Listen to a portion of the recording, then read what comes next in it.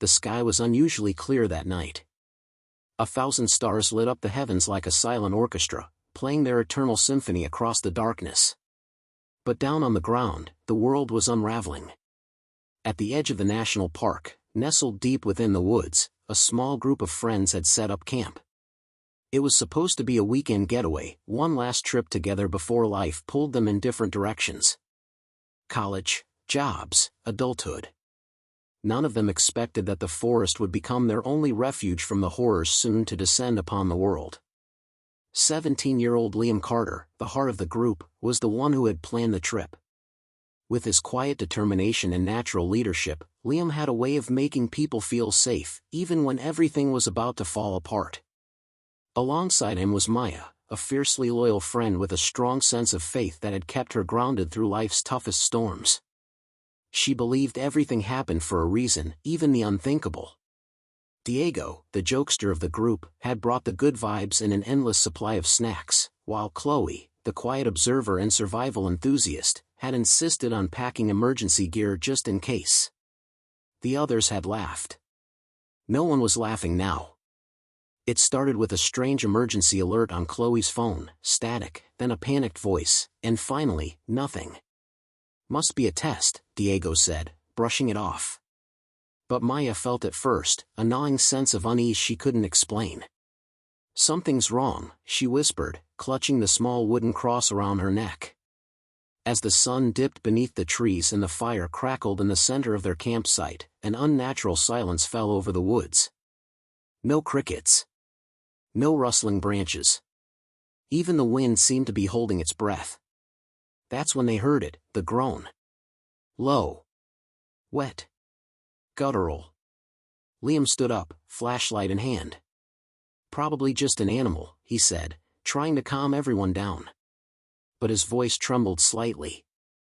They all noticed. He swept the beam across the trees. Nothing. Then, another groan, closer this time. They weren't alone. Out of the trees staggered a man. His clothes were torn, his skin pale and discolored, and blood caked the lower half of his face. His eyes were glassy, dead, but he moved. Slowly. Relentlessly. "Sir? Are you okay?" Liam called out. The man didn't answer. He lurched forward. That's when Chloe grabbed her flashlight and shined it directly on his face. The light revealed something even more terrifying. Half his jaw was missing. Diego stumbled backward. "What the hell?" The man growled and charged. Panic erupted.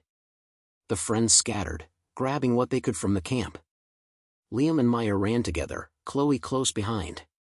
Diego hesitated, glancing back at the fire, the tents, the normalcy they were abandoning.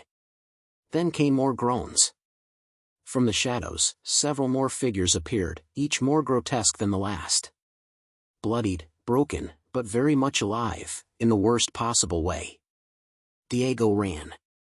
For hours, they fled deeper into the forest, guided only by moonlight and instinct. Their hearts pounded with fear and disbelief. What had they just seen? Was this real? Could the dead actually walk? Eventually, they collapsed at the edge of a cliffside clearing. Far enough, for now. No one spoke for a while. They just listened, to each other's breathing, to the wind, to the quiet crackle of distant fire. Maya was the first to break the silence. "I think this is happening everywhere." Liam nodded grimly. "That wasn't just one guy. It's spreading." "But how?"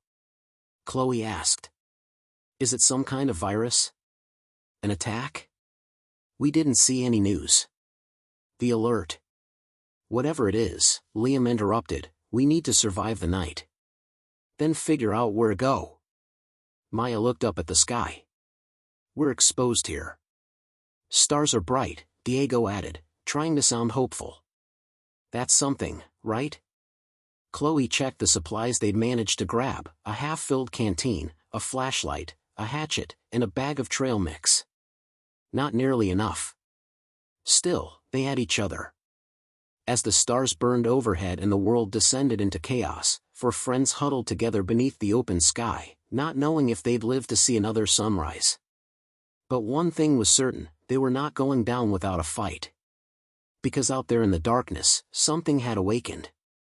And survival would depend not just on strength or speed, but on faith, friendship, and unbreakable will.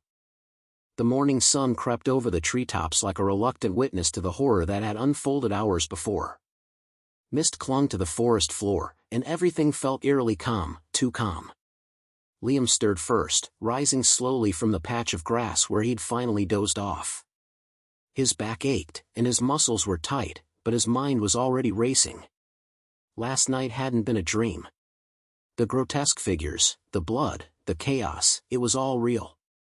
The world had changed overnight, and now survival was the only goal. Chloe was already awake, crouched near the edge of the clearing with her eyes on the trail below. "We're not safe here," she whispered as Liam approached. "If those things are spreading, they'll reach us again. Soon." "Any sign of them?" Liam asked. "Not yet. But we should move before they catch our scent." Maya and Diego stirred moments later. Diego looked like he hadn't slept at all. "Tell me that was just some twisted campfire hallucination," he muttered, rubbing his eyes. "I wish I could," Maya said softly. She held her cross tightly. "But we saw it. We ran. And we're still here. God got us through the night." Chloe gave her a skeptical look but didn't argue. Faith wasn't her thing, but right now, anything that gave someone strength was a weapon. They took stock of their supplies again. The trail mix had been rationed to a handful each. The water was dangerously low. Chloe had the hatchet strapped to her belt, while Liam kept hold of the flashlight. Their phones had all lost service the night before, and this morning, the batteries were nearly dead. No signal. No map. No help. "We should head toward the ranger station," Chloe said. "If anyone's alive, they'll be there. And if not, we might find radios or maps, something useful." "Do you know the way?" Maya asked. "Roughly. It's northwest of our original campsite, maybe 3 hours by foot." Liam nodded. "Then we move. Stay close. Keep quiet. No arguments." The group trekked silently through the dense forest, following deer trails and game paths. Every snapping twig made them flinch. Every shadow between the trees held the threat of death. They were no longer just kids on a camping trip, they were survivors now, navigating a world that didn't play by the old rules. About an hour in, they came across a small stream. Chloe knelt to fill the canteen, showing the others how to purify it using the charcoal filter she'd packed just in case. For once, no one teased her about over-preparing. As they rested and drank, Diego finally broke the silence. "What do we even call them? Zombies? Walkers? Infected? Does it matter?" Liam said, scanning the woods. "They're not human anymore." "They were," Maya said, almost inaudibly. The thought hung heavy in the air.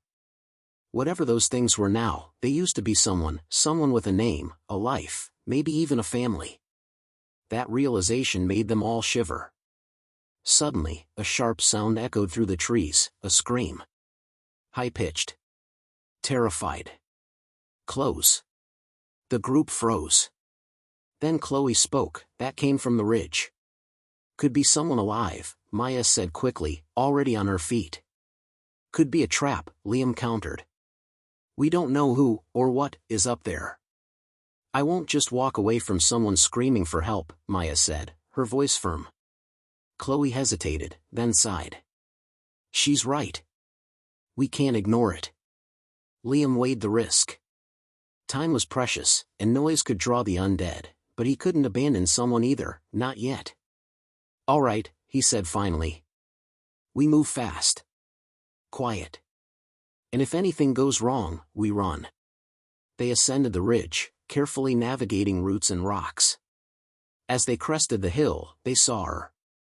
A teenage girl, maybe 13, was backed against a fallen tree. Her jeans were torn, her arm bloodied. 3 infected shambled toward her, groaning lowly, their rotting hands outstretched. Go left! Liam shouted, breaking cover. Chloe followed without hesitation, hatchet in hand. Diego grabbed a thick branch from the ground and charged, swinging wildly. Maya ran to the girl and pulled her back behind the tree. The fight was short but brutal. Chloe brought the hatchet down with terrifying precision, and Liam used a large stone to bludgeon the last one. Then silence returned. The girl sobbed into Maya's shoulder, trembling violently. My name's Nora, she whispered between gasps. My parents, they didn't make it.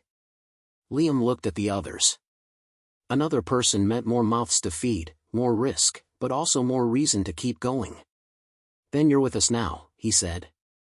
As they descended the ridge together, a new truth became clear: they couldn't just run and hide anymore. They would save who they could. Fight when they must.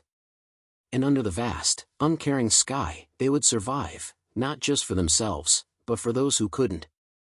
The ragtag group of survivors moved through the forest with a newfound sense of purpose. Nora, the young girl they just rescued, clung tightly to Maya, her face pale and hollow with fear. She had lost everything: her family, her home, and the world as she knew it was gone. But despite her grief, there was something in her eyes that wasn't surrender. It was the first spark of hope that anyone had seen since the chaos began. As they walked, the sound of their footsteps was muted by the thick underbrush. The forest felt oppressive now, every shadow a potential threat, every crackling leaf a signal that something was lurking nearby. But as the sun began its slow descent toward the horizon, Liam felt a faint sense of relief. For the first time since everything changed, they were making progress. They were not just running from the darkness, they were moving towards something, even if that something was uncertain. They had come to a small clearing where the trees parted just enough to let the light shine through. The air felt different here, fresher, like a breath of air from another time. And as they paused to take a rest, Liam noticed something else: a faint trail of smoke rising in the distance. Smoke? Chloe asked, her eyes narrowing. It's not much, but... Could be a fire, Liam said, his gaze fixed on the thin column of gray. Or someone else. Either way, it's worth checking out. Are we ready for that? Maya asked, her voice steady but cautious. We don't know if it's survivors or more of them, Liam finished for her. He met her gaze. But we can't keep running. We have to take chances, or we're not going to make it. Chloe adjusted her pack and gave a brief nod. Let's move. They took the path toward the smoke, their steps quick but careful.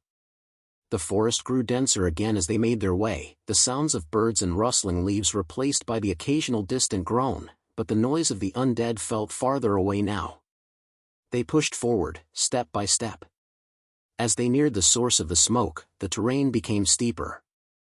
The trees thinned out and revealed a small cabin nestled against the base of a rocky outcrop. The smoke was coming from a chimney, and there was a flicker of light inside. Looks like someone's home, Liam whispered, signaling for the others to halt. Maya's eyes were wide. Could it be a safe haven? I hope so, Liam said. But his voice betrayed a hint of doubt. They'd all heard the rumors about the so-called safe zones that had turned out to be death traps. About the people who welcomed you in with open arms, only to trap you when you least expected it. We need to check it out.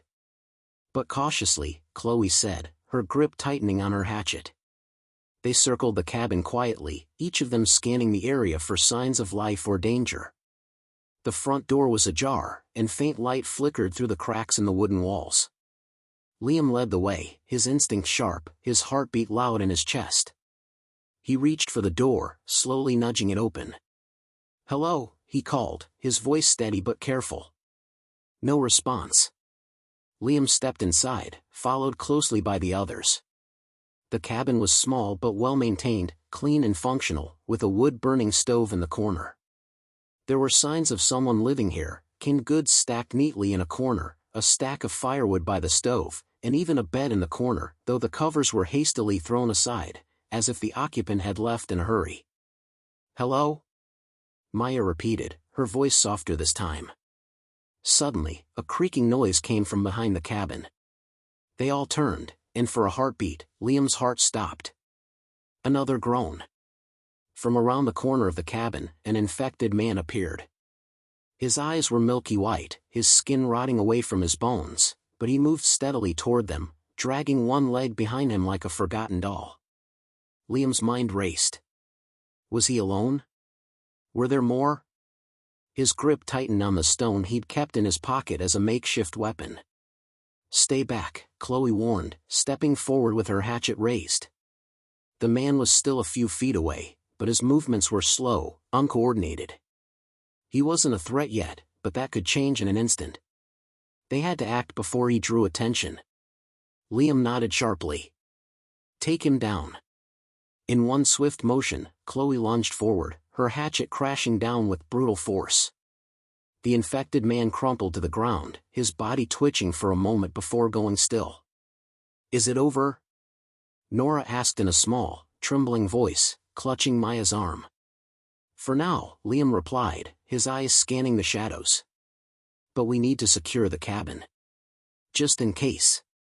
They quickly moved inside, checking each corner, each window, ensuring there was no one else hiding in the dark. As they settled in, they barricaded the door with furniture and heavy objects, the fire crackling warmly in the stove. For the first time in days, they could breathe.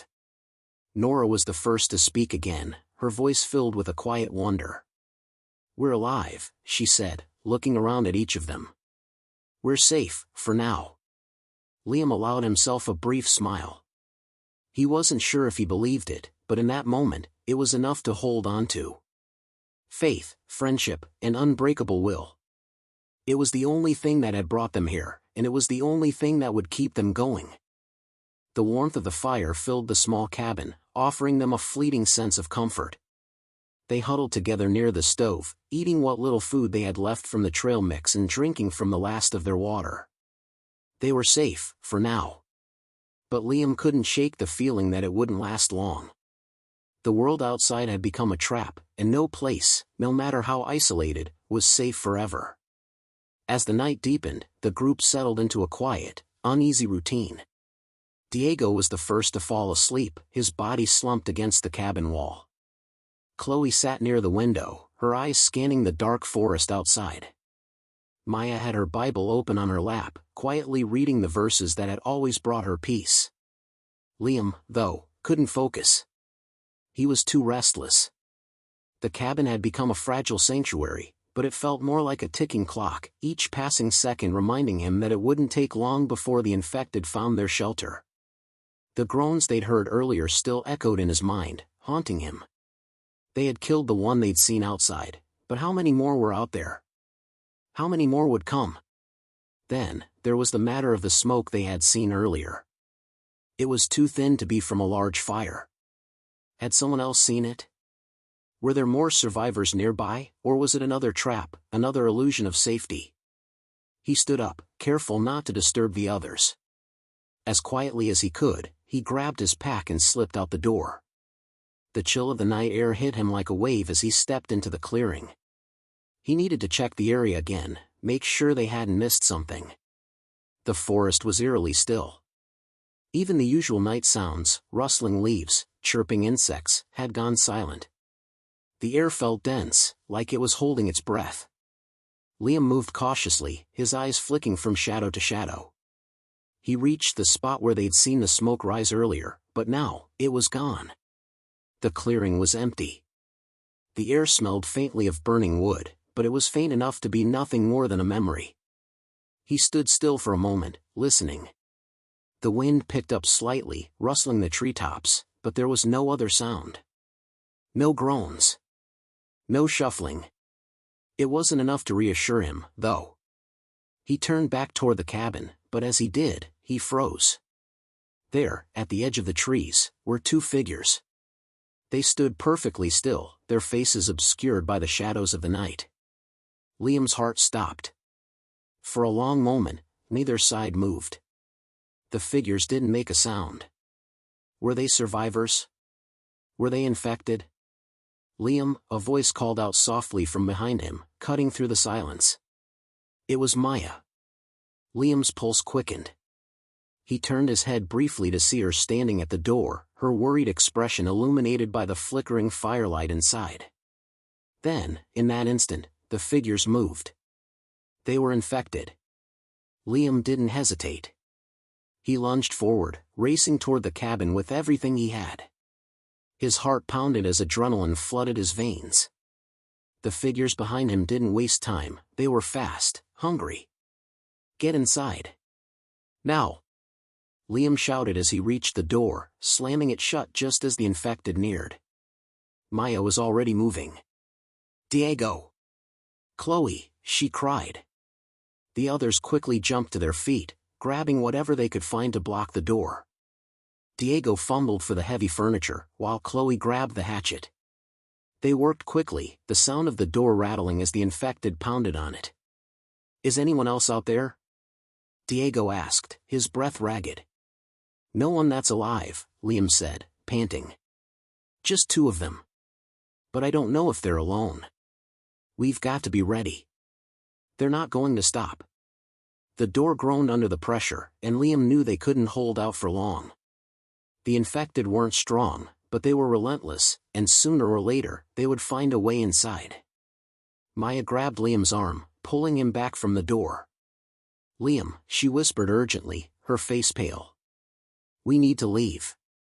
We can't just sit here waiting." "Not yet," he replied firmly. "We hold out until daylight. We're not going anywhere in the dark." Chloe's eyes narrowed. "And if they break through? What then?" "We fight." Liam knew it was dangerous. The odds were against them, but they couldn't afford to run. Not now. Not when they had a chance to hold this ground, to keep moving forward. The infected might be out there, but they weren't going to let fear make them cower. As the minutes dragged on, the pounding on the door grew louder. Each impact sent a tremor through the wood. The firelight flickered, casting long shadows across the room. The silence between blows was filled with tension, as if the world outside was holding its breath, waiting to see what they would do.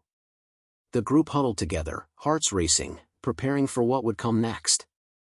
The night seemed to stretch on forever, the endless groaning from outside reminding them that they weren't alone, and they never would be again. Liam glanced at the others, Diego, Chloe, Maya, and Nora, each one of them looking to him for guidance. He realized, then, that it wasn't just faith or will that would see them through. It was the strength they found in each other. Together, they could endure whatever came next. Suddenly, a crackling noise split the air, a tree branch snapped in the distance. A new sound. Not infected. Not the moaning of the undead. Something else. Liam's pulse quickened. "We're not alone." The crackling noise in the distance sent a chill down Liam's spine. It wasn't the shuffling of the infected or the moans of the undead, it was something different. Something deliberate. A human step. His instincts kicked in immediately.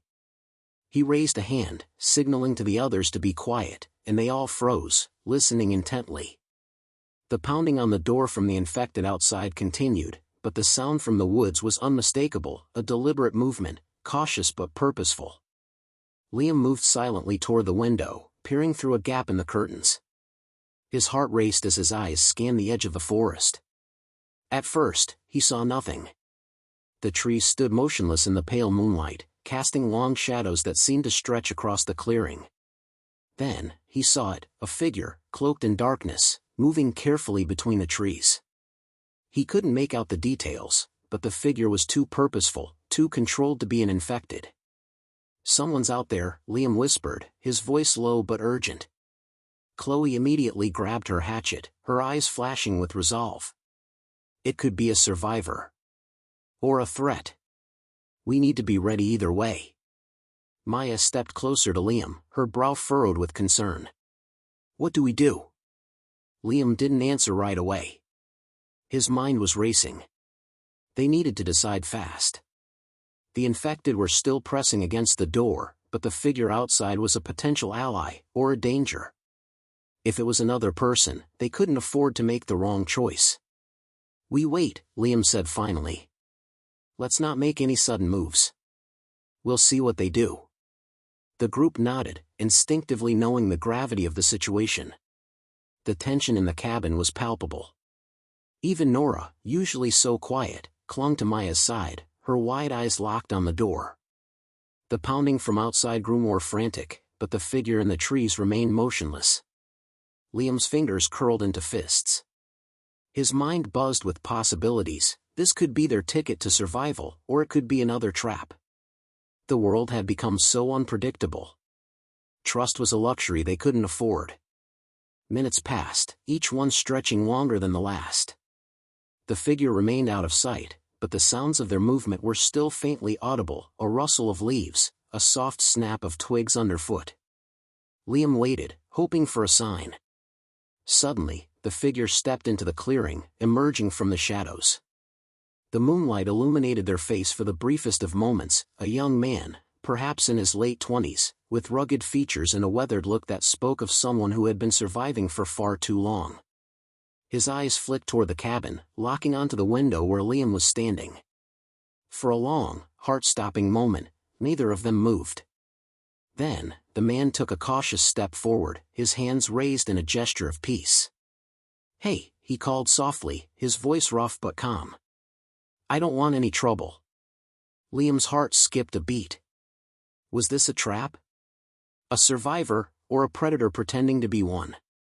He motioned for the others to stay back, keeping his eyes on the man outside. The man continued, his voice a bit more urgent now. "I saw the smoke earlier. I'm alone. Please. I'm not one of them." Liam's gaze narrowed. He couldn't afford to take chances, not with everything they had already been through. But something about the man's tone seemed genuine, there was no malice in it, only desperation. "Who are you?" Liam called back, his voice steady but cautious. "My name's Alex," the man replied, his hands still raised. "I've been on my own for weeks. I saw the smoke, and thought maybe I could find some kind of shelter. I don't have much left. Please, I'm not a threat." Liam hesitated. There was a pause as his mind weighed the options. A stranger was standing outside their refuge, and he had no idea if Alex could be trusted. But the fact that he wasn't armed, that he hadn't tried to force his way inside, made Liam wonder. Could it be a sign that this man wasn't a danger? "You alone?" Liam asked, his voice sharp. "Yeah," Alex said. "I'm alone. Just me." Liam exchanged a glance with Chloe. She was tense, waiting for a signal, her grip still tight on her hatchet. "Why should we believe you?" Chloe asked, her voice edged with suspicion. Alex took a deep breath, as if trying to steady himself. "I've been running for so long. I'm not trying to deceive you. If I was one of them, I'd already be inside." Liam thought it over for a moment longer, then nodded once. It wasn't much of an answer, but it was the best they were going to get. He motioned for Chloe to lower the hatchet, and with a nod, she did, though she stayed alert. "All right," Liam said, opening the door slightly. "You can come in. But any funny business, and we won't hesitate." Alex didn't argue. He stepped forward cautiously, keeping his hands visible and his movements slow. As he entered the cabin, the group studied him carefully. His clothes were torn, his face grimy, and his eyes held a haunted look, like someone who had seen too much. But there was no immediate danger in his posture. "I'm not here to cause trouble," Alex said, his voice quieter now that he was inside. "I just need to rest. Get my bearings. You don't have to take me in, but I thought maybe I could help." Liam nodded, but his eyes remained wary. He could tell that Alex wasn't lying about being alone, but he also knew that this wasn't the time to let their guard down. The world had changed, and trust was a fragile thing. "I'll take first watch," Chloe volunteered, her tone final. "Agreed," Liam said. "We'll figure out what to do in the morning. For now, we hold up." The group settled in, keeping their eyes on Alex as they all took turns resting, preparing for whatever the night, in the future, might bring. The storm outside hadn't passed. It was just beginning. The night passed slowly, each moment dragging as the group tried to find rest, despite the uncertainty that loomed. The sounds of the infected outside were a constant reminder that their shelter was fragile. Chloe had taken the first watch, her eyes scanning the dark forest from the window, and then Liam had taken over, his nerves on edge, wondering if the man they had let inside would prove to be their salvation, or their undoing. By morning, the tension had not eased. Alex had slept on the far side of the cabin, away from the others, his body curled into a ball like he was trying to protect himself from the nightmares of the world outside. Maya had kept to herself, praying quietly, hoping for a miracle, while Diego spent the morning cleaning their weapons and checking their supplies. It was only when the sun began to rise, casting a pale, golden light through the trees, that the group dared to speak again. "Do you trust him?" Chloe asked, her eyes flicking toward Alex, who was now sitting quietly, watching the others from the far corner of the room. Liam paused, taking in the question. It wasn't one he had an easy answer for. Trust had become a rare currency in the world they lived in. After all they had been through, after the betrayals, the sacrifices, and the constant threat of death, how could anyone really trust anyone else? "I don't know yet," he said finally. "But he hasn't given us any reason to think he's a threat." "Not yet," Chloe agreed, her tone heavy with caution. "But we're putting ourselves in his hands, and that's not something we can afford lightly." Maya looked up from her Bible, her face a mixture of determination and fear. "We can't survive by living in fear of everyone we meet," she said, her voice soft but firm. "But we also have to be smart about who we trust. We all have our stories. Who's to say Alex hasn't lost just as much as we have?" Liam nodded slowly, acknowledging the wisdom in Maya's words. "We'll keep an eye on him. He's not in charge of this group, he knows that." The group agreed to keep a cautious distance from Alex for now, though no one voiced a growing concern that they might have to rely on him sooner than later. They had come to a point where survival was no longer just about fighting the infected, it was about holding on to their humanity, their connections to one another, and the faith that they could make it through the darkness together. Over breakfast, which consisted of dried meat and stale crackers, they discussed their next move. "The smoke yesterday," Liam said, his eyes fixed on the others. "It came from somewhere. We should check it out, see if there are other survivors, or, at least find out what's left." Diego set his half-eaten cracker down and looked at Liam. "You think it was another group of survivors? Or could it be another trap?" "Could be either," Liam admitted. "But we won't know until we get close. If it's survivors, they might have supplies we could use. If it's a trap, well, we're already prepared." Chloe nodded, sharpening the hatchet's blade with a whetstone. "We need to take every opportunity we can find. But we can't take risks. If Alex is with us, he needs to prove he's trustworthy. He comes with us, but I don't trust him enough to turn my back on him." Alex, who had been quiet up until now, stood up and approached them, his voice steady but uncertain. "I know you don't trust me. I don't expect you to. But I've been alone for a long time, and I've learned that sticking together is the only way to survive this." Liam studied him for a moment before speaking. "We'll take you with us. But make no mistake, if you give us reason to believe you're dangerous, we won't hesitate to act." Alex nodded, his eyes sincere. "I get it. I won't let you down." The decision was made. They would venture toward the source of the smoke, hoping for a sign of life, but always keeping their guard up. No one knew what lay ahead, but they had no choice but to move forward. The group packed what little they could carry. Diego took the lead, his rifle ready, followed by Liam, Chloe, Maya, and Alex. Nora, the youngest, was last, holding tightly to Maya's hand. They left the cabin behind, stepping out into the cold morning air, the weight of their decision pressing on their shoulders. The forest was still. The usual hum of life seemed to have vanished, leaving an eerie silence in its wake. As they made their way through the trees, the faint smell of smoke grew stronger. It wasn't far now. But as they approached the source, their hopes began to falter. The smoke wasn't coming from a campfire. It was coming from a building, charred and blackened, a shell of what it once had been. The sight of it hit them like a punch to the gut. Liam's heart sank. This wasn't a safe place. This was a ruin. Look at it, Diego said, his voice low. This place is gone. The remnants of a small town lay before them, burnt-out buildings, shattered windows, and the scorched remains of what had once been a community. It was a grim reminder of how quickly the world could fall apart. Liam took a step forward, his eyes scanning the area. There were no signs of life. No movement.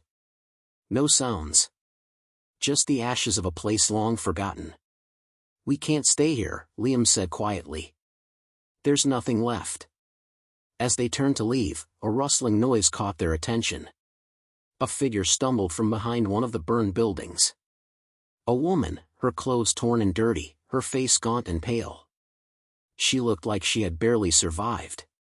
But before they could approach her, she collapsed to the ground. Help me, she whispered, her voice barely audible. Liam's heart clenched. Another survivor. But what had happened here? Liam's heart raced as he rushed toward the woman, the others following close behind. Her clothes were ragged, and her skin looked as if it had been stretched too tight over her bones. She was barely conscious, but her eyes fluttered open as they knelt beside her. Hey, take it easy, Liam said, trying to steady her. We're here to help. The woman's breath was shallow, her pulse weak. She tried to speak, but her voice came out as little more than a rasp. I need water. Please. Chloe immediately produced a canteen from her pack and carefully lifted it to the woman's lips. The woman drank greedily, spilling water down her chin as she gulped it down. Thank you, she whispered, her eyes searching their faces. I thought I was alone. You're not alone, Liam said softly. He looked to the others, his expression grim. What happened here? The woman's eyes flickered to the burning remnants of the town behind them, and she shuddered. The infected, they came through, and we tried to fight back. We thought we could hold them off, but we couldn't. There were too many of them. I was with my family, but they... Her voice broke, and she seemed to lose the strength to continue. Maya stepped forward, kneeling beside the woman and placing a comforting hand on her shoulder. We know what you've been through, Maya said gently. But you're safe now. We won't let anything happen to you. The woman's gaze shifted to Alex, who had stepped back from the group, watching the interaction with a strange intensity. His face was unreadable, but something in his posture made Liam wary. He was standing too still, his eyes too focused. You, the woman said weakly, her voice trailing off. You're alive? Alex stiffened, his gaze flickering to the woman. His voice was low when he spoke. I am. And I'm not here to cause trouble. Liam noticed the tension between them, the unspoken history that neither seemed willing to address. But the woman didn't seem to care much about that, she was too exhausted, too broken by the world around her. She closed her eyes, leaning into Maya's touch as the exhaustion from days of running and hiding took over. We can help you, Maya said, still speaking in that calming tone. We've got a shelter. You can stay with us. Just get some rest. But the woman shook her head, her eyes fluttering open. There's no shelter here. They're coming. They always come. No matter where you hide, they come. Liam felt a chill run down his spine at the woman's words. He'd heard this before, the hopelessness that echoed in the voices of those who had survived longer than they should have. But her next words sent a sharper shock through him. They'll be here soon. They never stop. It's only a matter of time before you all, she trailed off, gasping for air. Liam glanced around, his thoughts racing. The feeling of impending danger was suffocating. Something was off about the way the woman was speaking. Was she delirious from exhaustion and fear? Or was there more to her story? We need to get out of here, Liam said firmly. Now. But the woman grabbed his wrist, her fingers surprisingly strong despite her frailty. No. It's too late for you. You don't understand. I've seen them. I've seen what they do. What are you talking about? Chloe asked, her voice sharp, but there was a trace of worry in it too. The woman's eyes widened in fear, and she started to tremble uncontrollably. They're not just zombies. They're learning. They're getting smarter. They can track us. She broke off, looking over her shoulder, her eyes wild with panic. Liam's heart pounded. This wasn't just about survival anymore. This was something darker, something worse. The infected were adapting, evolving, and they were starting to become more dangerous than anyone had imagined. What do you mean, smarter? Liam asked urgently, trying to keep the woman calm. They watch. They wait. They learn how we move, how we think, she said, her voice frantic. They're coming. They know where we are. The hairs on the back of Liam's neck stood on end. The words hit him harder than the crack of a gunshot. They had always known that the infected were relentless, but they'd never considered that they could become more strategic, more calculating. Could they truly be evolving? Could this be the end of all hope? Where? Chloe demanded, her voice cutting through the fear. The woman's eyes darted toward the ruins of the town, her lips trembling. They're already here. They'll be here soon. It's only a matter of time. Suddenly, a noise cut through the air, a distant, low rumble, like the ground itself was shuddering. It grew louder, echoing across the desolate landscape. Liam's heart skipped a beat as the sound of approaching footsteps reached his ears. The infected weren't just wandering. They were moving with purpose. Liam's hand tightened around the hilt of his knife. We need to move. Now. Alex looked up from where he had been standing, his face pale. They're coming. Liam turned to the group. We get to the woods. We move fast, we move quiet. There's no time to waste. With the woman barely conscious and barely able to stand, the group gathered their things quickly. They couldn't afford to stay and find out if the woman's warnings were real. They had no choice but to escape, and pray that they could outrun whatever had just been unleashed. The first steps toward survival were always the hardest. The forest was dense, the trees standing like silent sentinels as the group hurried through the underbrush, their footsteps muffled by the thick carpet of leaves. The weight of the woman's warning hung heavily in the air, but Liam pushed it aside for the moment. Survival came first. The sounds of the infected growing louder with each passing second reminded him of that harsh truth. They didn't have time for doubt. Keep moving, Liam urged, his voice low but commanding. We need to get to cover before they realize we've left. Maya was helping the woman, who had become even more delirious as the group made their way deeper into the woods. Her breathing was shallow, and she kept muttering about the infected, speaking of things that only made sense in the world they now lived in. The woman's words were becoming more disjointed, her mind fraying under the strain of fear and exhaustion. Liam glanced back, his thoughts a whirlwind. The ground trembled slightly again, that low rumble growing louder, more distinct. The infected weren't just wandering aimlessly anymore. They were moving in a pack, methodical in their pursuit. They're coming for us, Alex said, his voice tinged with both dread and urgency. They're smarter than we thought. Chloe looked at him, her expression hardening. What do you know about this? She asked, the accusation sharp in her tone. Alex hesitated, his eyes flickering nervously. I've seen them, watched them learn, adapt. I've been in places where they waited. Watched us like we were prey. They're no longer the mindless monsters they once were. Liam's stomach twisted. He had always feared something like this, something more intelligent, more organized. The idea that they were being hunted, not just chased, made the air feel suffocating. They've been watching us, Liam said, his mind racing. They've learned our patterns. Diego, who had been silent, spoke up. We can't outrun them. Not if they're as smart as you say. Liam stopped for a moment, scanning the trees around them. They were close to the edge of the forest now, but the remnants of the town were still visible in the distance, smoke curling into the air, a beacon that the infected were following. We don't need to outrun them, Liam said, his eyes hardening with resolve. We need to make them fear us. They made it to a clearing, a small patch of land where the trees parted to reveal the sky above. The group stopped briefly to catch their breath, Liam assessing their situation. They were exposed, but the forest was only moments away. The infected would be upon them soon, and they needed a plan, one that didn't involve just running. Liam turned to the group. "We'll set a trap." "Trap?" Chloe echoed, her brow furrowing. "How?" "We fight on our terms," Liam explained. "We make a stand here. We use the environment to our advantage. If they're learning, then we have to make them believe we're something they can't mess with." Maya glanced around the clearing, her gaze sharp. "We could use the trees for cover. Set up a perimeter."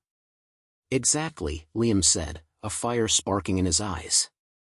"We'll use whatever we can find, rocks, branches, even fire if we have to. We'll create a kill zone."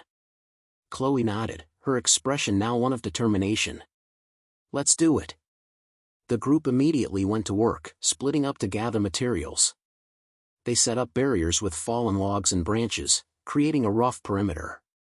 Diego and Liam began fortifying their weapons, while Maya worked on gathering some dry wood and leaves, preparing a fire just in case they needed it.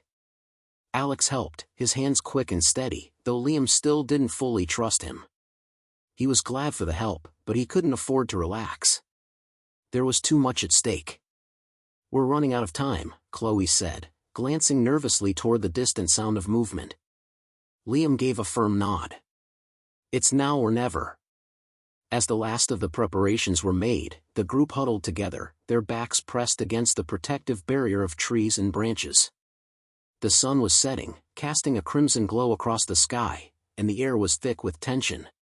Liam could feel his heart pounding in his chest. They had no way of knowing exactly how many infected were out there, but they knew that the pack was growing closer. The woman's words echoed in his mind, "They're coming. They always come." They had to hold their ground. They had to survive. The first infected emerged from the shadows, their grotesque forms lumbering into the clearing. Liam's breath caught in his throat as he saw the telltale signs: twisted limbs, vacant eyes, and the same relentless hunger that had plagued humanity for years. They were here. The group tensed, weapons raised. Liam's eyes locked onto the first infected, his grip tightening on his knife. He took a deep breath, steadying his hand. And then, with a swift motion, he signaled to the others. "Now!" The trap was sprung. They had set up makeshift barricades that funneled the infected into a narrow path, making them easy targets. Liam, Chloe, and Diego began firing, their shots echoing in the still evening air. The infected staggered into their sights, one by one. For every infected that fell, two more took their place. But the group didn't relent. They pushed forward, using every ounce of strength and will they had left. The battle was brutal. The clearing was soon littered with bodies, some infected, some fallen branches and makeshift traps. But they held their ground. As the last infected fell, the clearing fell eerily quiet. The group stood panting, their eyes wide with exhaustion and disbelief. They had done it. They had survived. But there was no time to celebrate. They knew that this wasn't over. There would be more. There would always be more. Liam turned to the group, his expression hard but resolute. "We survived today," he said, his voice steady despite the chaos around them. "But this isn't the end. This is just the beginning." They had made it through the night. But in the world they lived in now, survival was never guaranteed. With the fire flickering in the distance, they gathered their things, knowing that their journey was far from over. But as long as they had each other, they would keep moving forward. Together.